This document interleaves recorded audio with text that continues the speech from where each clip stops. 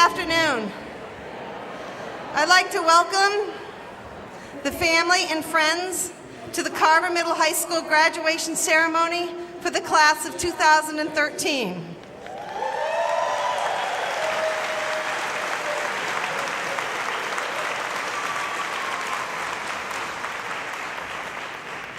Would you all please rise and welcome the members of the Carver School Committee, dignitaries, Superintendent Ms. Elizabeth Sorrell, Middle High School Principal Mr. Scott Neef, Middle High School Assistant Principal Mr. Jonathan Evans, Carver Middle High School faculty members, and the Carver Middle High School class of 2013.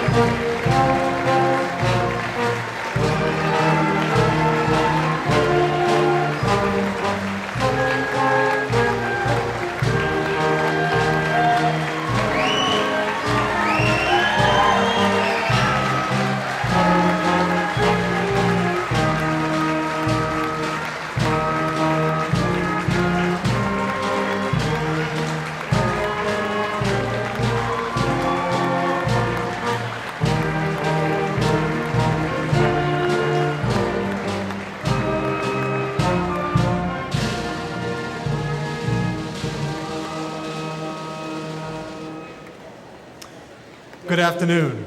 If we could please remain standing and welcome the Carver Fire Department Color Guard for the presentation of the colors.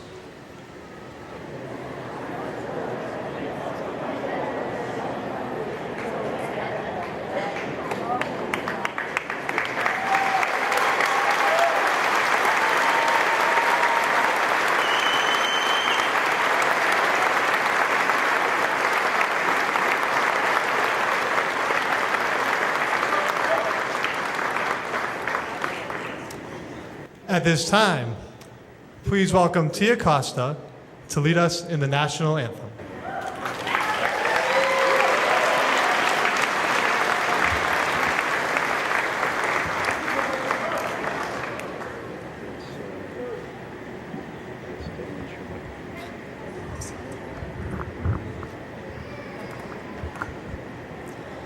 Oh, say, can you see by the dawn's early light what so proudly we held at the twilight's last gleaming, whose broad stripes and bright stars through the perilous fights o'er the ramparts we watched were so gallantly streaming, and the rocket's red glare, the bombs bursting in air, gave proof through the night that our flag was still there. Oh, say, does that star-spangled banner yet wave for the land of the free and the home of the brave?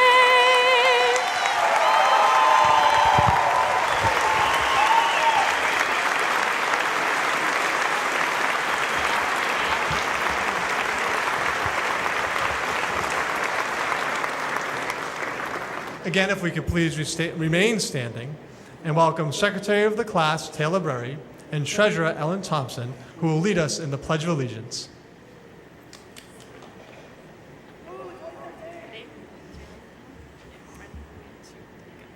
I pledge allegiance to the flag of the United States of America and to the republic for which it stands, one nation, under God, indivisible, with liberty and justice for all. And for the final time, if we could please remain standing as the color guard exits the gymnasium.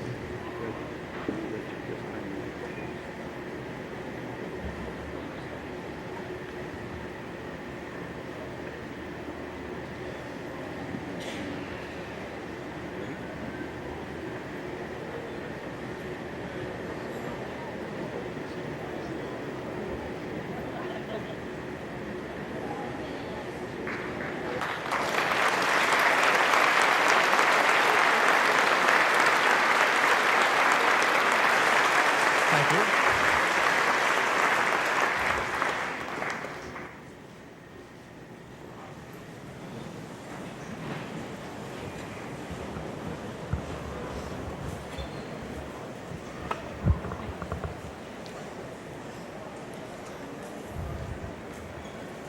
Good afternoon.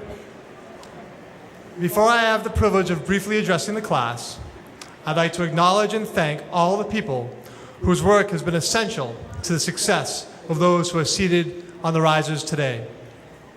First, and most importantly, parents and guardians, thank you for your devotion to your children and their futures. In today's ceremony, we will acknowledge and thank many people. It makes sense that you would be the first. You are ultimately and primarily responsible for molding and shaping the students we see before us today. Many of you are looking at partial reflections of yourselves. Your efforts and hard work have played the instrumental role in the success of your children. You should rightfully take great pride in their accomplishments. To the Carver Middle High School faculty and staff, I truly appreciate all you do for the students of our school. The most important component of any school is the teacher in the classroom. Our students rise to the expectations that are set for them. And on a daily basis, in your classrooms, it is you that provides our students with tremendous opportunities to learn, to think, and to grow, socially, emotionally, and intellectually. Thank you for your dedication to our students. You as well should take great pride of the accomplishments of this class. Superintendent of Schools, Ms. Elizabeth Sorrell, thank you for your support of the school and this community, for your consistent focus on the goal of improving teaching and learning for all students, and for your clear support of all school activities. Mr. Evans, thank you for all you do as assistant principal. You dedicate yourself to this school, but much more importantly, you dedicate yourself to our students. Thank you for partnering with me in the leadership of the school. Mrs. Lomax, as senior class advisor, thank you for all the work that you take on to ensure all the senior activities throughout the year are meaningful, fun, and memorable for our students. We've thrown many transitions at you this year, and along the way, you've handled them all very smoothly. The amount of time and effort that you put in this position is tremendous. Thank you to Mr. Tunis and the Carver High School Band for their time and effort providing all the music during this week's graduation ceremonies. Thank you to our administrative assistants, Mrs. Calderoni, Mrs. Gould, also to Mr. Siedentoff and all the custodians, the staff and crew of CCAT, for all the work that you do behind the scenes to make this day perfect. Thank you to Mrs. Groh for all of your support this year. Your singular goal is always to make sure that I am prepared for every event, and you play a vital role in my work as principal. Ms. Hiller and Mrs. Hiller, thank you for your yearly decoration of the foyer. You do a great job preparing our students for graduation. And finally, and probably second most importantly to the parents, thank you to the Carver community. Thank you for your continued commitment and investment in this school. Today, we celebrate the fruit of those investments. Through the generosity of many people, our graduates have been awarded over $50,000 in scholarships, donated from alumni, business, community, and memorial organizations. I feel it's important that we take a moment to recognize those organizations for their dedication to these students. We've had alumni scholarships. We can applaud, that'd be great.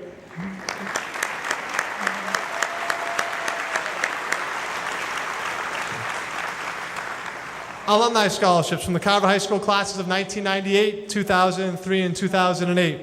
Scholarships in memory of Alfred W. Closet, Daria Amaral, Gordon Barrows, Pauline Catino, Elizabeth Cushman, Erwin K. Washburn, Arthur F. Orenberger, Nancy Tucker, Paul and Maureen Labsley, Louise and Maurice Fitzgerald, Doreen Merritt, the Mallon Memorial Scholarship, the Gonzalez Memorial Scholarship, the Burge Memorial Scholarship. Scholarships in honor of Norma Valm, Michael E. Weldon, Nick Azzolino, Jake Town, Catherine Calderoni, Chad Michael Kierstead, Ellis and Althea Atwood, Thomas O. and Sarah F. Jackson. The Carver Lions Club donated scholarship in memory of their members, William Kingsbury, William Zeiser, Crosby Bing Hurd, and Charles Brad Richards. We also had donations from local businesses and financial institutions who were generous in their support.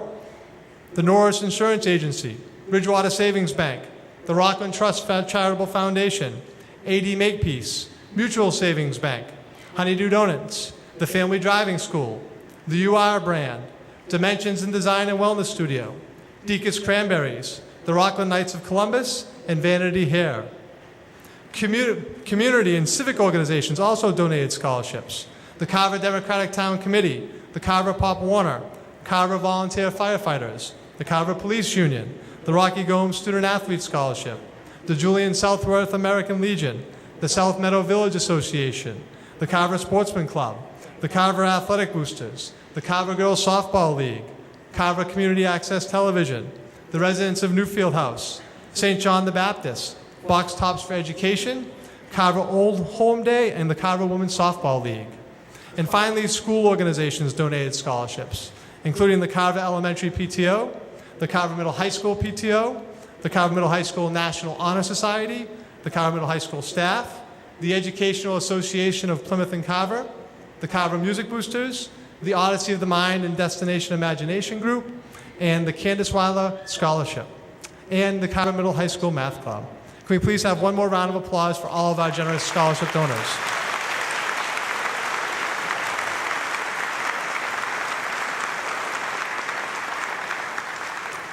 I think it's appropriate at graduation to acknowledge students who've had at least 1 year of perfect attendance in high school.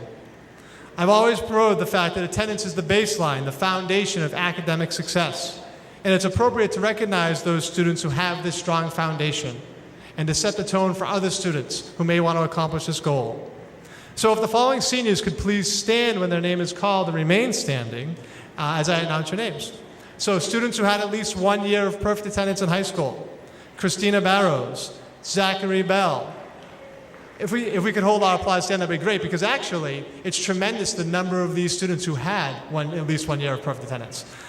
Dana Ferrante, Daniel Flockton, Shelby Rashadi, Sarah Daly, Kayla Grant, Zachary Kierstead, Caroline McCarthy, Gregory Meach, Aiden Ryan, Sam Sharlin, Kevin Thompson, Rachel Wilkins, Dylan Lutz, Cassidy Nice, and Alexandra Rosen, Alice Pearl, and Michaela Silva. These students had at least 1 year of perfect attendance.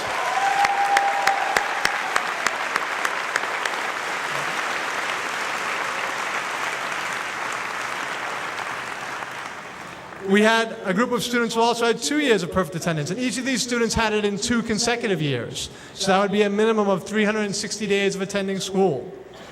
They are Nicholas Burns, Jonathan Hurley, Megan Gillum, Gabriella McCormick, Aaron Prescott, Ellen Thompson, Michaela Willett, and Bradley Willis. Students with 2 years of perfect attendance.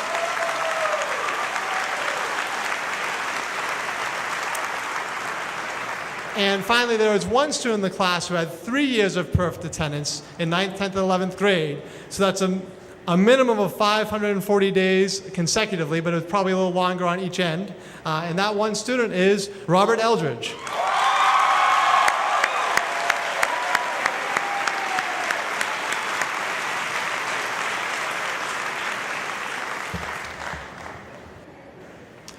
To the class of 2013. As I've reflected on your 4 years of high school, all I can think about is how hard you have worked and how much you've achieved. I am humbled by what you have accomplished. As a class and as individuals, you've always demonstrated a wide range of talents and abilities in academics, athletics, and the arts. I've been humbled by watching you perform in the classroom, on the fields and courts, on the stage, and just by how you interact with each other and the members of the staff. As a group, you've had a positive influence on the climate of this school. You've also demonstrated that you've met the school's 21st century learning expectations of being effective readers, writing with clarity and purpose, presenting with clarity and purpose, collaborating effectively, and using information critically and ethically. This year marks the 25th graduation celebration of Carver High School. In December of 1987, the doors of this building opened to the students of Carver. And in June of 1988, Carver High School celebrated its first graduation. As many of you know, before 1988, Carver was part of the regional school district with Plymouth, and Carver's students attended Plymouth-Carver High School, which was in Plymouth. At that time, many people felt that the students of Carver were lost within the large regional system. The building of this school was a commitment by this community who were dedicated to seeing their students have their own school, which eventually led to the deregionalization from Plymouth in 1993, which happened to be my first year here as a teacher. As I prepared for today, I started to think about that first graduating class of 1988. Not because I have happened to graduate from high school in 1989, and I have my 25th reunion coming up soon, or not for some weird nostalgia for the big hair or skinny ties of the 80s, but really for the larger concept of graduation itself, and how the challenges and obstacles faced by today's graduates are different. But in many ways, they are the same as that first class of 1988 faced, probably the same as students in 1888 faced, and will probably be the same challenges that students in 2088 will face. In June of 1988, Ronald Reagan was president. For the first time, scientists began to discuss the greenhouse effect and the possibilities of global warming. CDs outsold albums for the first time. And I know students thinking, what's an album? The top movie of the year was Rain Man. The average price for a loaf of bread was 61 cents. And that year, the price of gas fluctuated from as low as 72 cents a gallon to a high that year of 98 cents a gallon. And Mr. Davies, Mr. Noyes, Mr. Green, Miss Rogers, Mr. Ciafella, Miss Hiller, Miss Murphy, and Miss Simmons all roam the halls of this school as they still do today. This has been a challenging year on many levels for everyone, in all aspects of our society, from the continued economic recession to the Boston Marathon terrorist attacks. I wonder how often you think about this as seniors in high school. You must.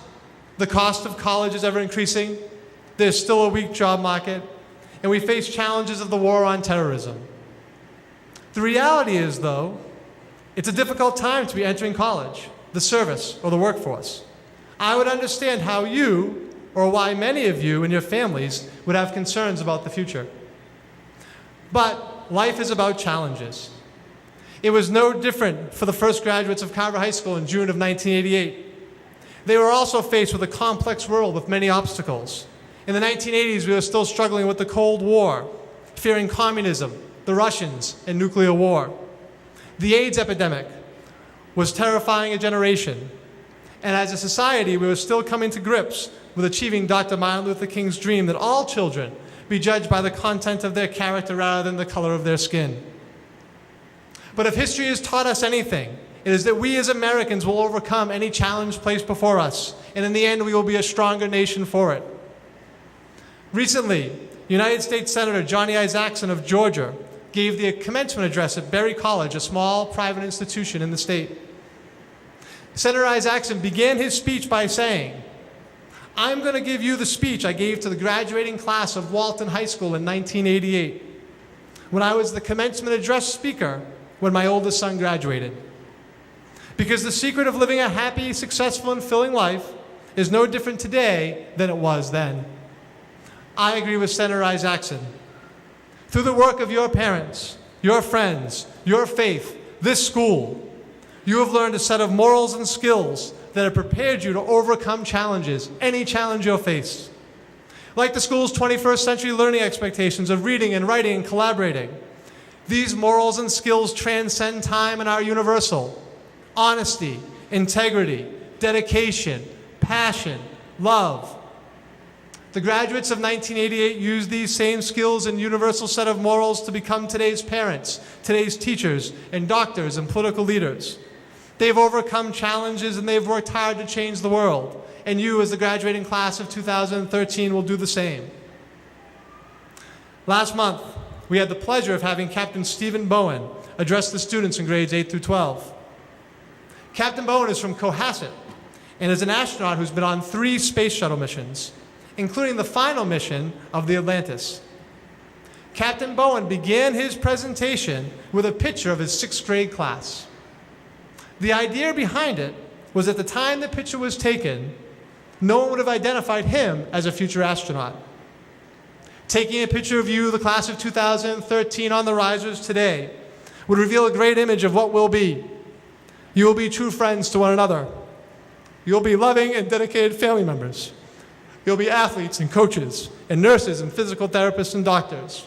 You'll be writers and journalists and musicians and artists. You'll be engineers and chemists and biologists. You'll be ambassadors and representatives and senators.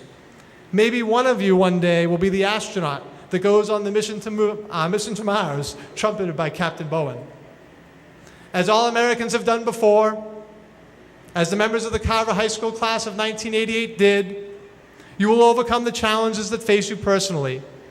Collectively, you'll overcome the challenges that we face today and in the future as a nation, and America will be a better place as a result of your work. It is with pride that I have served you as your principal. Thank you. Best of luck in the future, and congratulations to each and every one of you.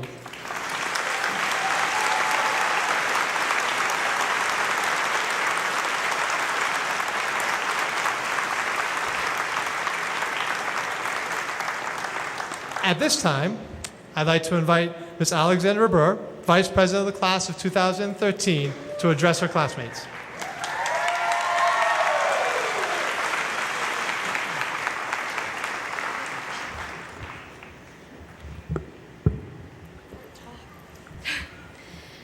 Good afternoon to families, friends, and members of the class of 2013.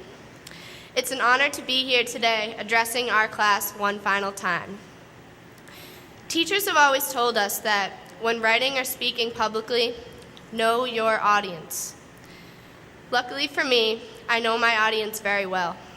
As with many of us, I joined the Carver High class of 2013 in the first grade, and while we've met new members along the way, we've been united ever since.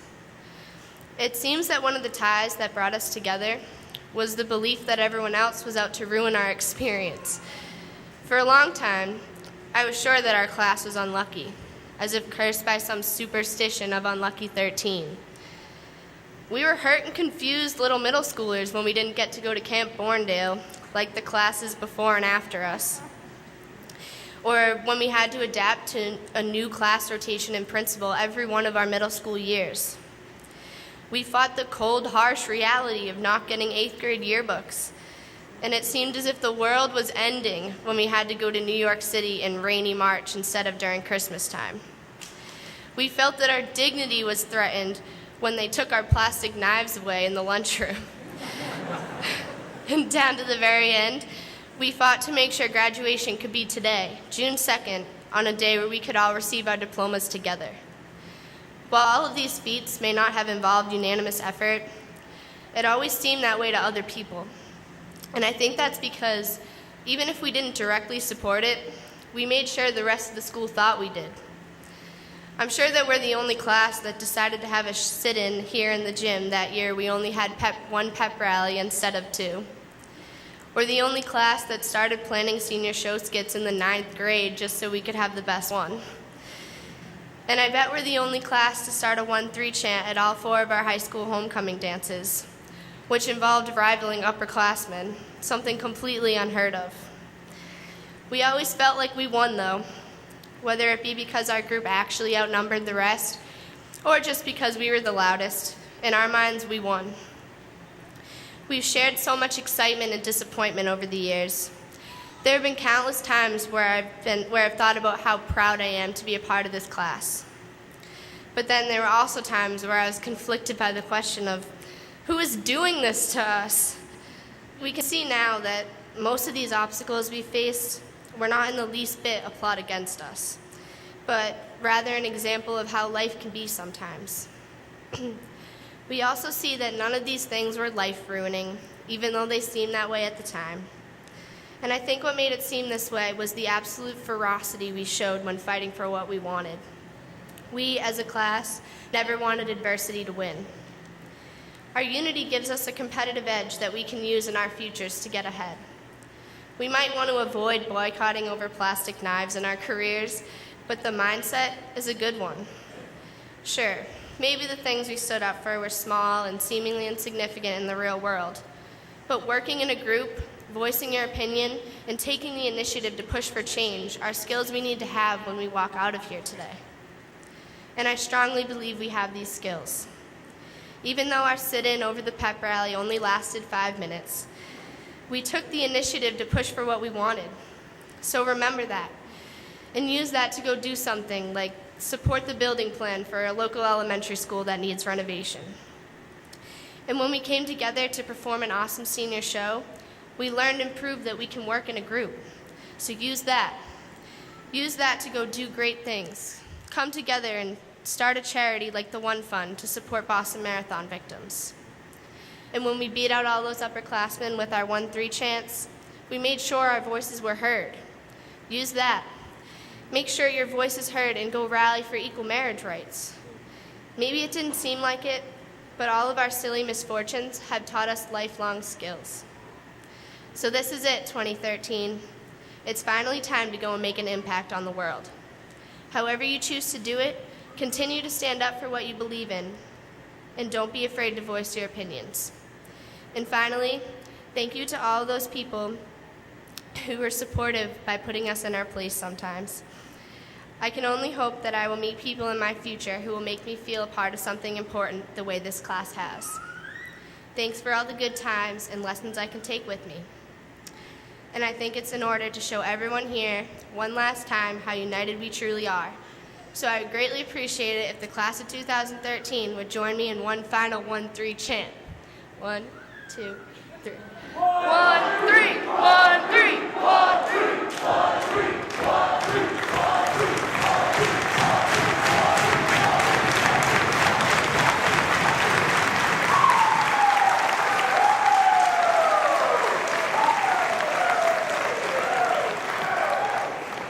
Please welcome Superintendent of Schools, Ms. Elizabeth Sorrell, to address the graduates and to present the salutatory and valedictorian awards.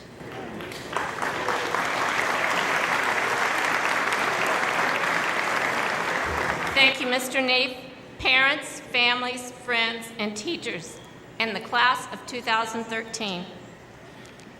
Today we celebrate the accomplishments of this class. For each graduate, we all have hopes and dreams for continued success in the years to come. In the class of 2013, many of you spent all of your school years here in Carver, and some of you came to Carver at various points from kindergarten through your senior year.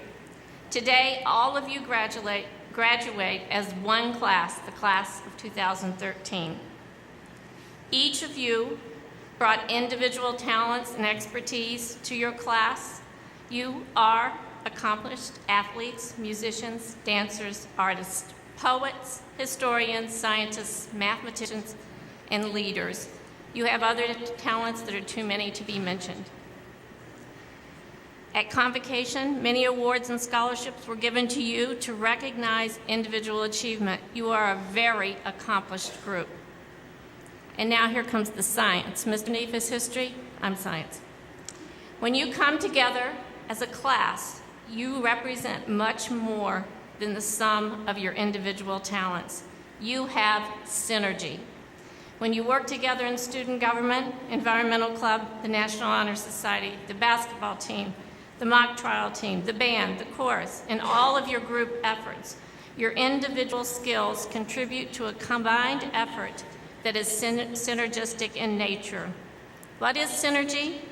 Officially, it means when a whole is more than the sum of its parts. At your Class Day ceremony, the chorus came together as talented individuals to perform a truly magnificent rendition of Bridge Over Troubled Waters. This example of synergy is described by Stephen Covey, who is the author of 7 Habits of Highly Effective People. And he said, interdependent people combine their own efforts with the efforts of others to achieve their greatest success. Many talented voices came together as a chorus and produced an interdependent sound that could not have been accomplished with one voice. When you are a member of any group or team, you have the greatest potential when you allow yourself to be interdependent and to work together towards a common goal. You have synergy. You have demonstrated it in your 4 years here, and I'm sure you will carry it forward. As you think about your individual and group or team experiences in Carver, hopefully your experiences gave you a few lessons in the value of working together. Although you will leave your Carver teams and groups today, you are going forward to new possibilities of working together to produce something that is far greater than the sum of its individual parts. My hope for your future: work to create synergy in all of your experience. Helen Keller said it this way: alone we can do so little, together we can do so much. Thank you to the parents, families, friends, teachers who worked together to bring each of you to this milestone in your life. Congratulations to the class of 2013.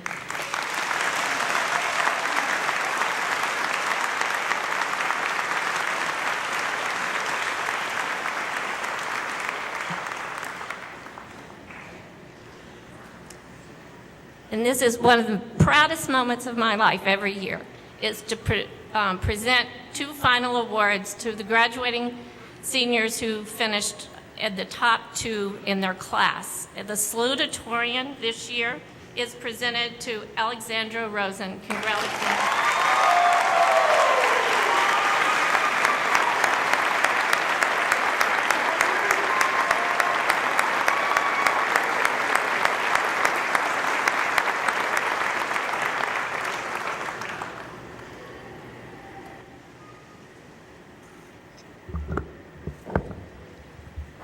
Good morning, everyone.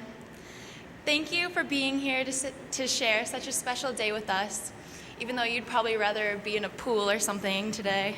I want to say thank you to my family and friends and everyone else who helped me to get where I am today.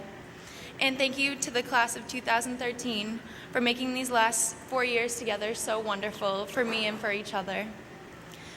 As human beings, we share a lot of things. We share our own history of evolution. We share a gift of intelligence and communication. We share emotions, and now, as a graduating class, we've shared 4 years of unforgettable memories together. But one of the most important things that we share as humans is the desire to be a part of a community. We don't want to be alone, and it's difficult to make big accomplishments without the support of others. Communities provide love, unity, and support to their members. Where would we be without the incredible Carver community that sits around us today? We would not be this successful without the compassion and support that this community has shared with us. But now we must realize that there are much larger communities calling for us and waiting for us to join hand in hand and contribute to their causes. In the modern world, we often become stuck.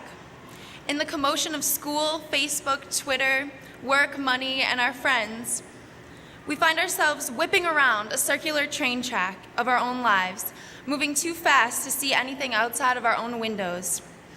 We separate ourselves from the rest of the world because we are too caught up in our own distractions. And we continue to speed on because that's what we believe a fulfilling life consists of. This seems to be the way that everyone lives. And on that flying train, we become content, and we don't want to disrupt the norm of our lives to expand into our community or experience the world outside of our own tracks. And although the world outside of our track is beautiful, it is being degraded before our very eyes. Because for so long, our goal has been centered around making our own lives more comfortable with new plasma TVs or big closets full of new clothes or fancy cars. We become so absorbed in this individual consumption that we neglect the only things that have made this possible. We neglect the earth and we neglect each other. We disregard the health of the earth and we pollute it and we damage it. And we cannot even see the damage from our singular track of our everyday lives because we have such limited vision. If we don't come together and heal the earth as a community, there will be no more communication, no more family, no more emotions, and no more memories. The only way to change this is to leap from our zipping trains and broaden our sight, because the earth cannot be saved alone. We must join with the larger community of the human race and support the mindfulness of the earth together. But coming together is not so simple, because often we are not only shut off from the earth around us, but the people around us as well. We forget that our fellow humans still live in poverty and in hunger and even in loneliness, because we do not see them from our trains. Those who do not fit within our narrow lives are often swept under the rug in the cloud of dust that we leave behind. It is more comfortable for us not to pay attention to others sometimes. And the singular voices of those who just want to change the world get muffled in the commotion of everyone else living their daily lives. But all we need to do to dive out of these trains of ignorance is as simple as showing compassion towards another who needs support, or giving attention to someone who no one else is bothering to. We must give attention to each other just as we must give attention to the earth and the world around us. And when everyone begins to show each other a little more compassion and attention, a community begins to form, and the scale on which we see becomes broader. We are able to receive each other's thoughts and ideas, and we become aware of the world outside of our tracks. Our lives become connected, and we begin to realize that when we put it all together, we are more content than we ever were on our own train. And if we can join in this community and unite under the common goal to save our society, the sharing of joy, support, memories, and love can continue without interruption. Just take our class, for example. When we began high school, we each lived our own separate lives with our own separate friends. Through the years, however, we've opened up to each other. We've shown compassion and attention toward each other, supported each other in sports games and performances, and now we've always had each other's backs. Now as we graduate together, we have come together as a community. And the love and support that I feel from this community will always be very special to me. So now, class of 2013, go out and expand your sight, expand your lives and your impact on the world. Do not get stuck on the circular train track, but join the community of our race so that we as humans can go and begin to support our earth and one another together. Congratulations, class of 2013.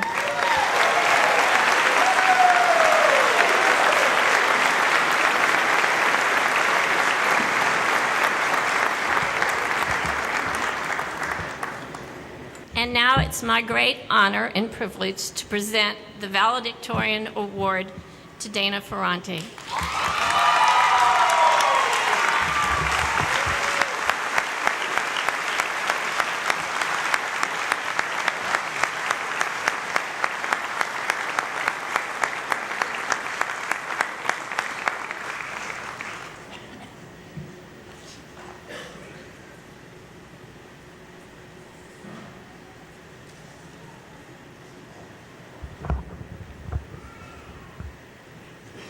Let's get this over with.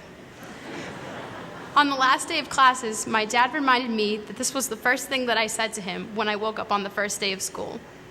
And while the last day of classes wasn't really the end of our obligations here at Carver High, today the whirlwind is officially over. Once you walk across the stage and feel that diploma in your hand, senior year will be complete. The last box on the long list of things we had to do this year will be checked off. Since the day Ms. Lomax handed us the calendar of senior activities, senior year became, in a lot of ways, a never-ending list of items to complete. Buy a parking sticker, send in senior pictures, apply to college, get a skit together for the senior show, and on the list went. And then, during those crazy weeks, when you had 4 games, 3 essays were due on Friday, and your cell phone broke, it was this step-by-step list that we desperately clutched to, wanting only to check off more boxes and be that much closer to the end, graduation. We believed that following this checklist was the quickest way to finish. When we tried to anticipate what senior year would be like at the start of this year, we most likely told ourselves that if we followed a step-by-step path from point A to point B, we would accomplish everything we were expected to accomplish during the course of the year. But what happens when this checklist mentality goes too far?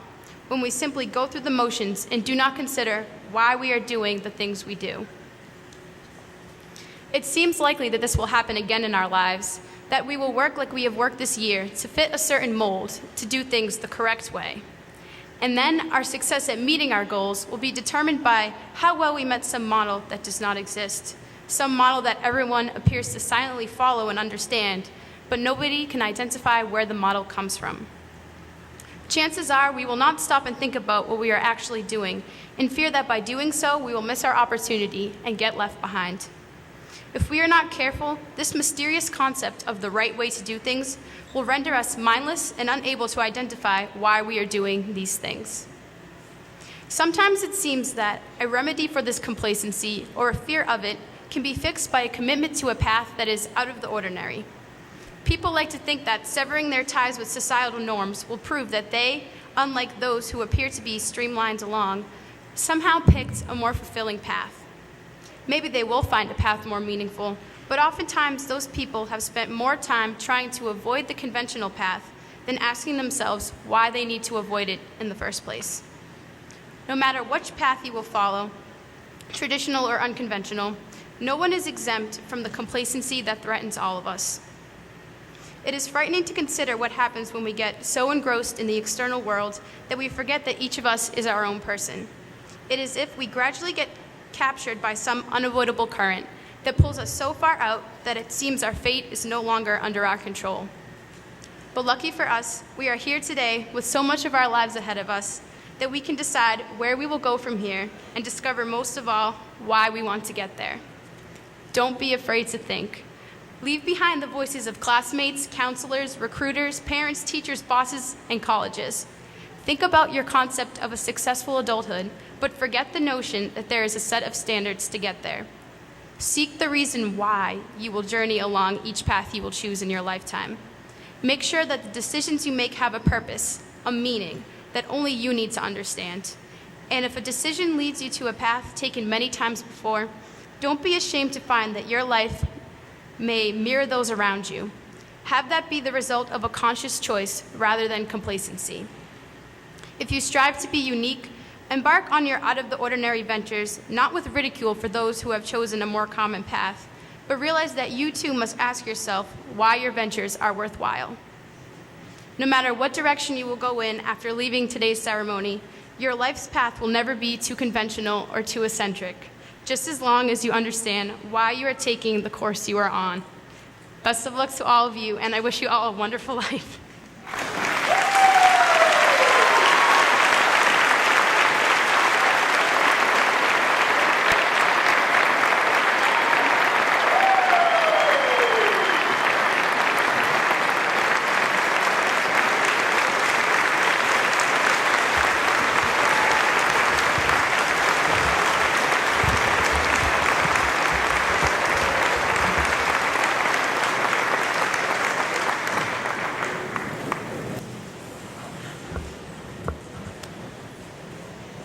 Mr. Lance Kennedy, as chairperson of the school committee for the town of Carver, we will now join Mr. Evans for the awarding of the diplomas.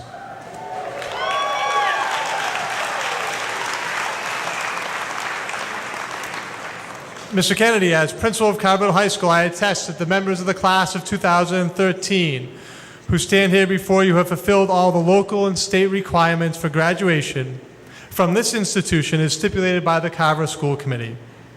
I present to you the class of 2013 and will now proceed to call the roll as you, assisted by Mr. Evans, grant the diplomas.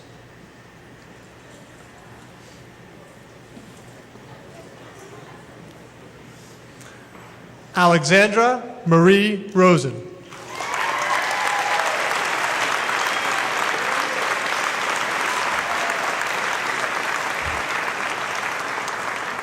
Alexandra Mary Burr.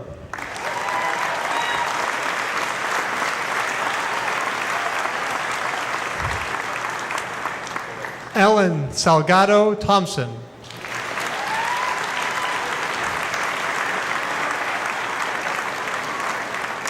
Taylor Lynn Berry.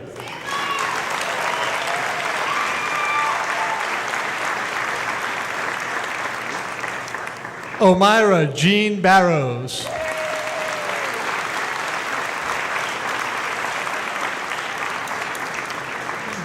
Brooke Ellen Chambers.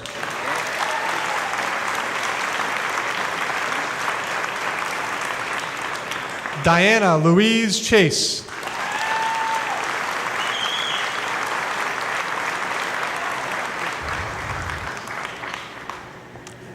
Catherine Mary Clark.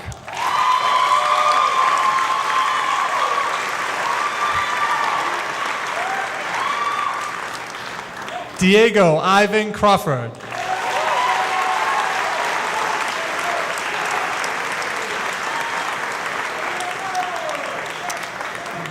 Dana Ferrante.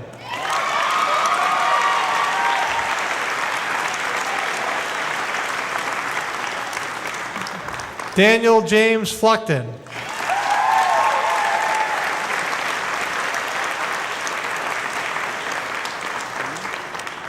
Miranda Lee Gallagher.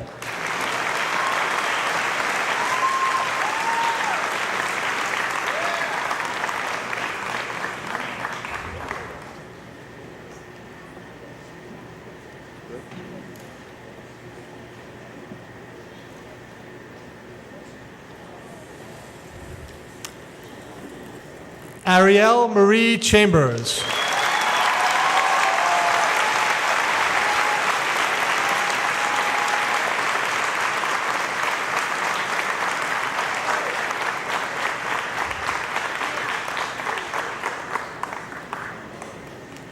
Megan Elizabeth Gillum.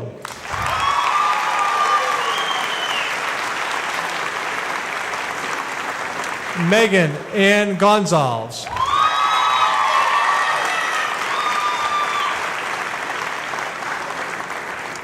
Shannon Louise Howard.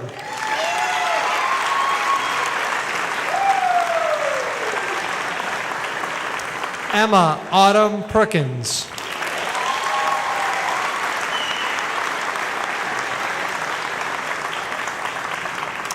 Catherine Ann Pipenbrink.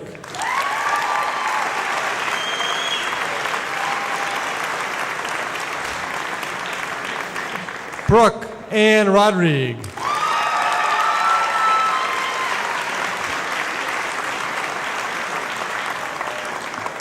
Tyla Janelle Silva.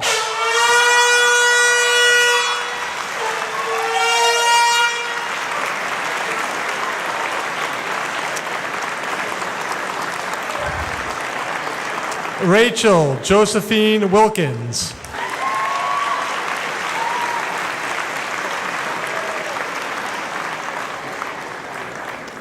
Dominique Alaris Amato.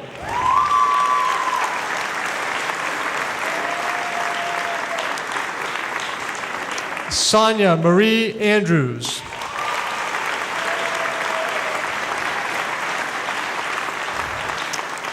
Brooke Ann Balboni.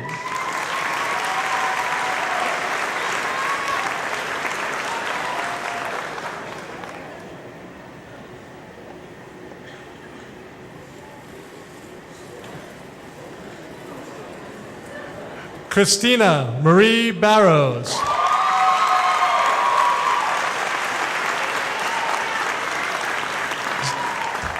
Zachary Henry Bell.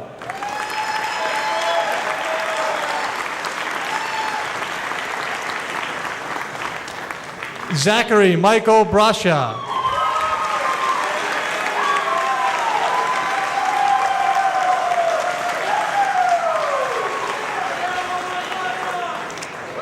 Patrick Daniel Brassel.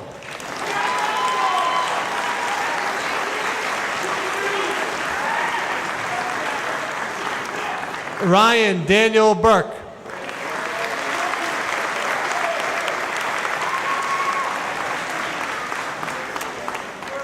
Nicholas Ross Burns.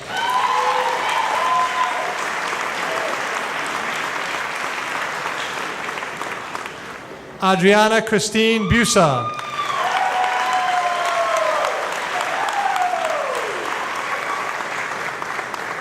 Justin Michael Caradonna.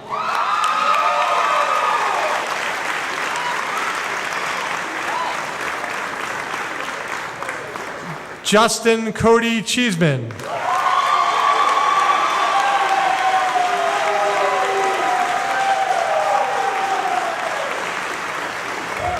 Samantha Lynn Clements.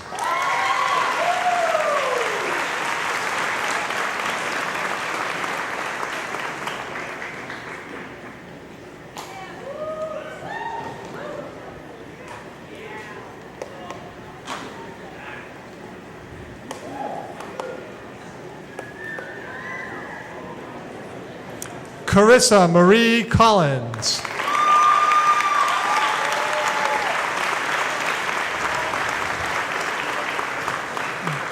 Dominic Peter Constantino.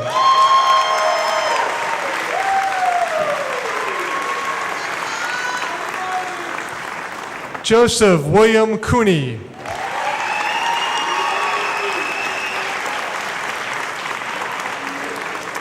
Tia Marie Costa.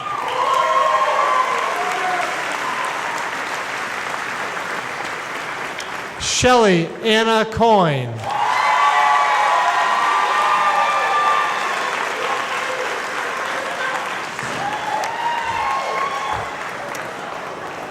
Shane Henry Krellen.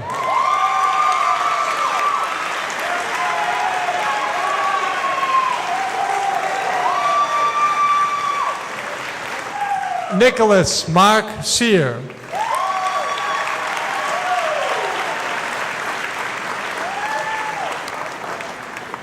Sarah Ashley Daly.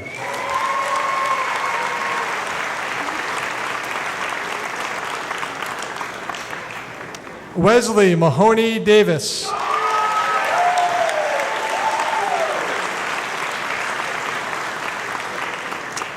Zachary James Dawson.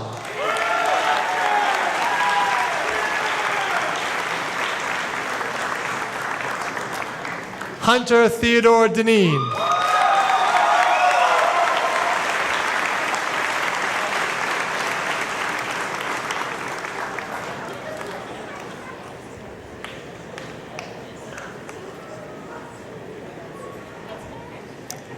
Erica Lynn Downing.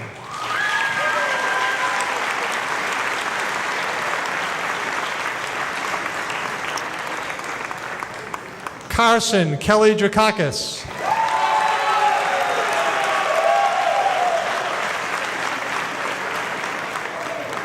Nicholas Robert Drew.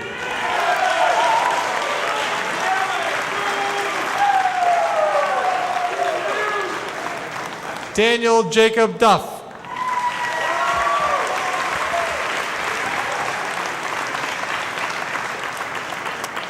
Michael James Egan.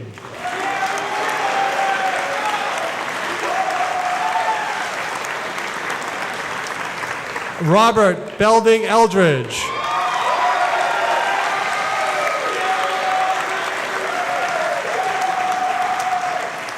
Alec Joseph Elliott.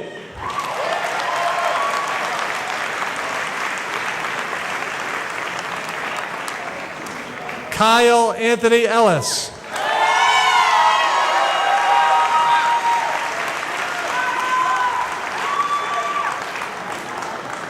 Curtis Benjamin Evans.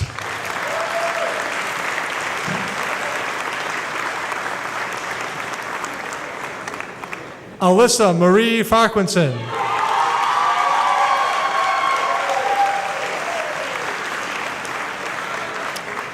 Rachel Bethany Ferbert.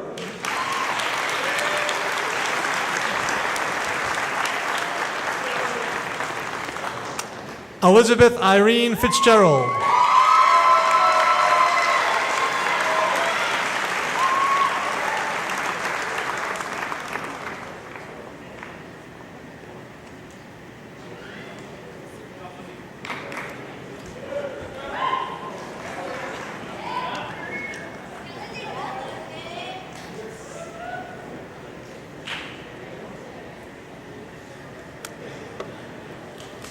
Erin Marie Flynn.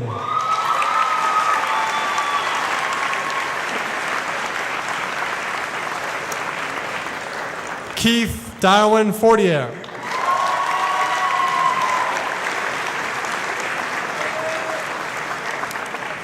Daniel Mark Kenneth Ganshert.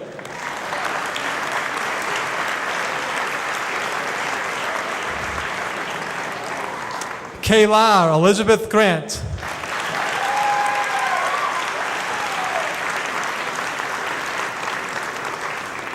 Jordan Alexis Gray.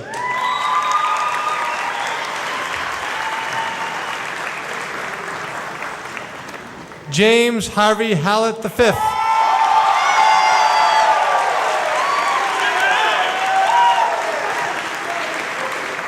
Stephen Lynn Hargrove.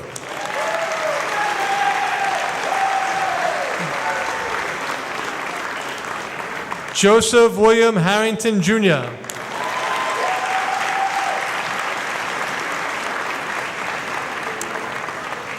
Kathleen Foy Hassenfuss.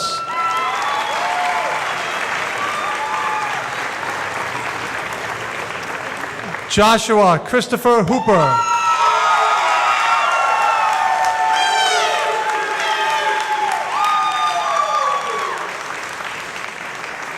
Jonathan Paul Hurley.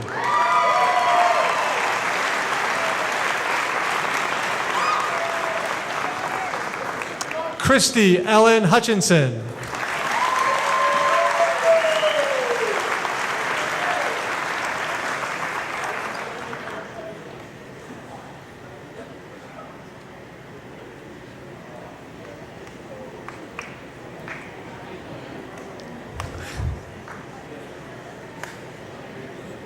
Matthew Robert Kelly.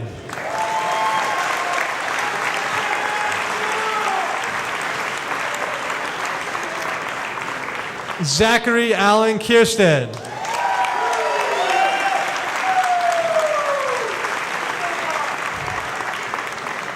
Sherry Inez Kimball.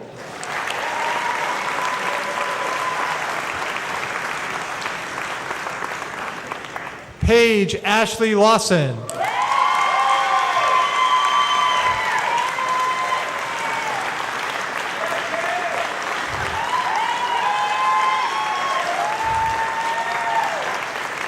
Jolynn Elizabeth Littig.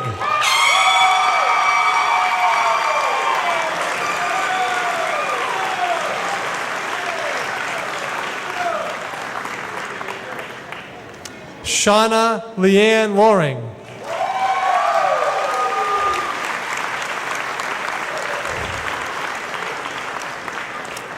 Dylan Scott Lutz.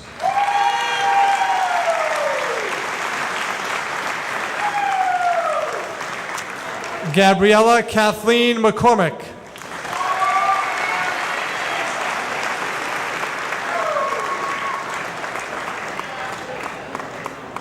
Therese Vivian McKenzie.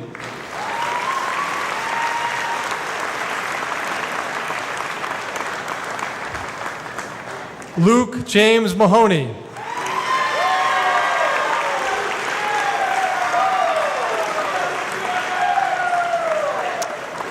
Caroline Joy McCarthy.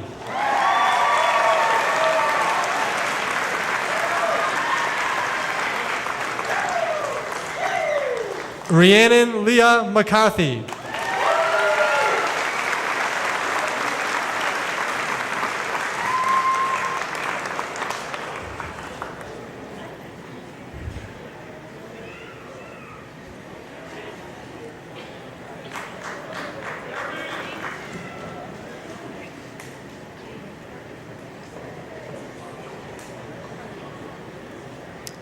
John Gregory McGinnis.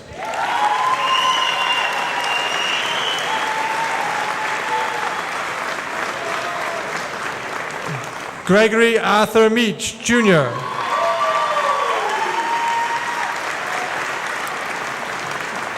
Samuel Francis Moore.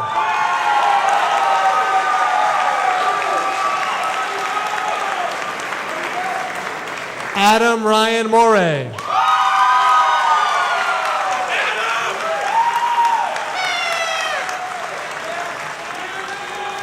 Brittany Lauren Nicole Mulready.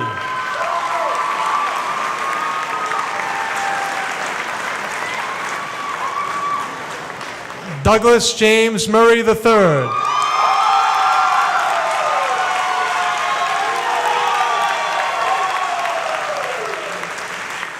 Amanda Corinne Neal.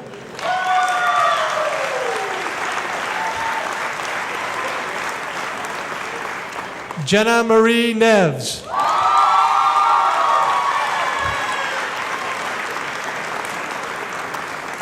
Cassidy Sue Nice.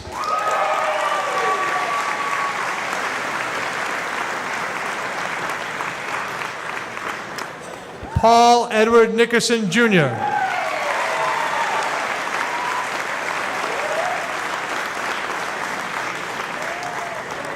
Ryan Michael O'Keefe.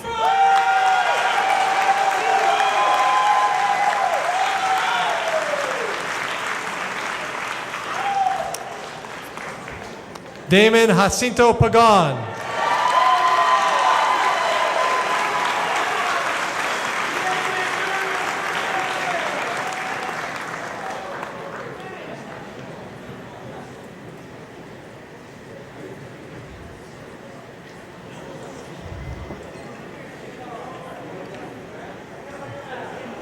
Alice Jean Pearl.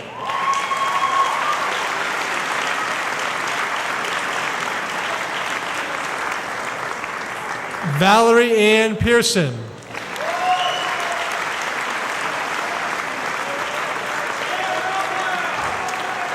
Frank Henry Petrie.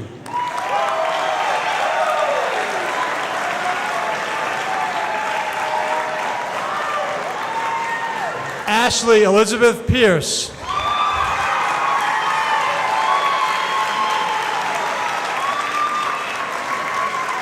Trey Marquise Pina.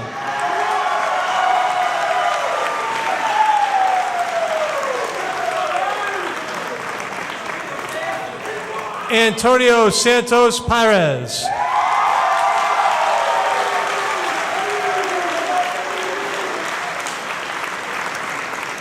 Aaron George Prescott.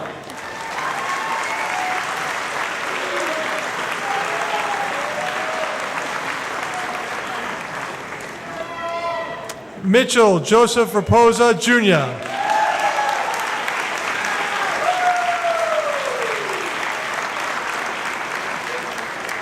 Zachary Kate Rashadi. Oh, sorry, Shelby, sorry about that. Let's try that again. I skipped ahead to the next person, Shelby, I'm sorry. Shelby Kate Rashadi.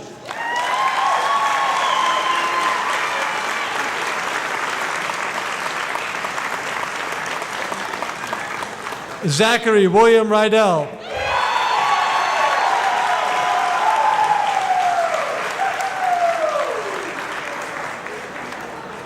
Aiden Michael Ryan.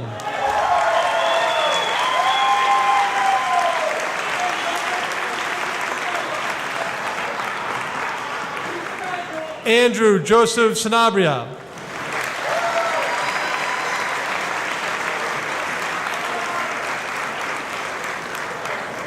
Samuel Richard Charlin.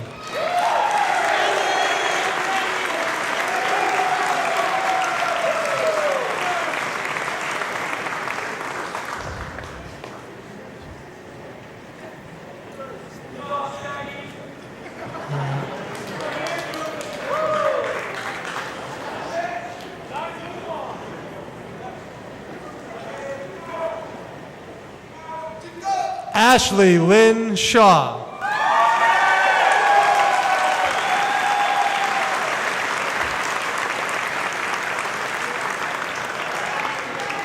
Sandra Ann Sheehan.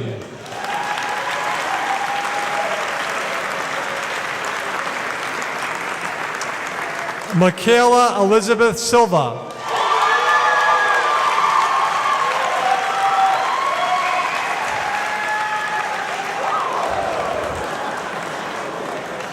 Brianna Marie Smith.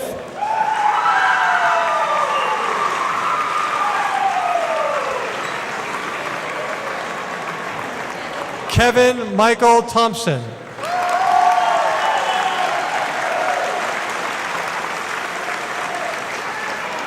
Joseph Stephen Tatora.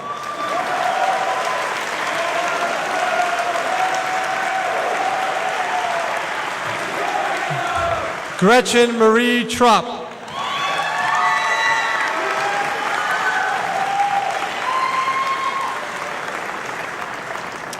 Kayla Ann Wainio.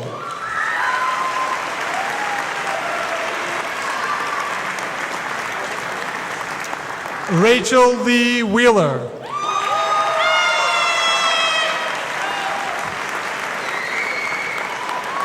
Michaela Elizabeth Willett.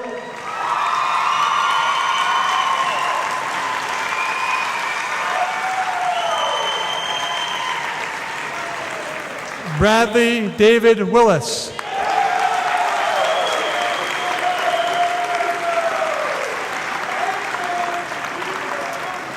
Kendra Ann Wilson.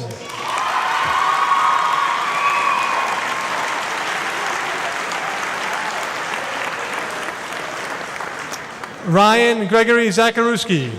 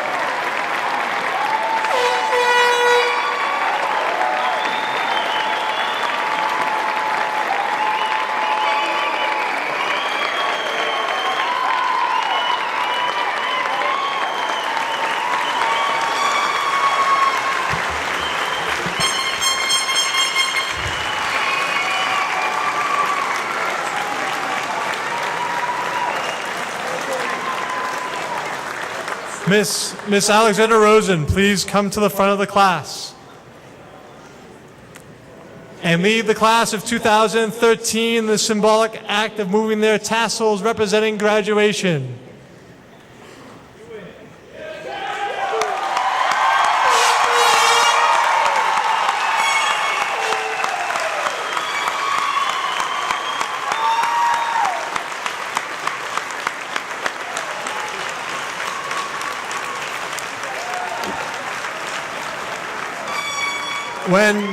When the class of 2013 walks out of the gymnasium today, they will join you as contributing members of the Carver community.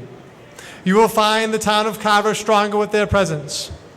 At this time, I invite faculty, staff, and dignitaries to leave the gymnasium, to form your walkway, to welcome the class of 2013 out in the auditorium.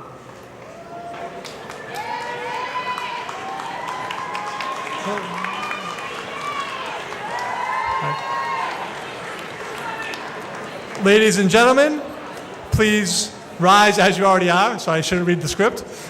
Please acknowledge the class of 2013 as they leave this gymnasium and join the Carver community as graduates.